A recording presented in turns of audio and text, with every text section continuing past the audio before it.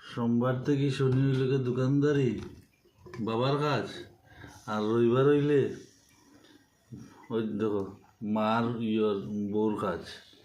এখন তো হবে আলো চলে রবিবার দিন দিবানি কপালটা একদম বন্ধের আইলে আইলে হয়ে গেছে।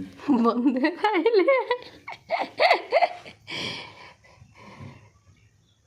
বুঝছো মা, তুমি চুলাও, আমার আর ভাল লাগেন না। স্মার্ট ওয়াচ লাগাই আনি। দেখি সময়টা কোন সময় ভালো হয় কোন সময় খারাপ হয়। তখন খারাপ সময় দেখলাম আমি যে আলু ছিল এরকম বইয়ে বইয়ে। আমি যে আমার লেগে কোন দিন বাঁচতাম ওই জিনিস চিন্তা করি।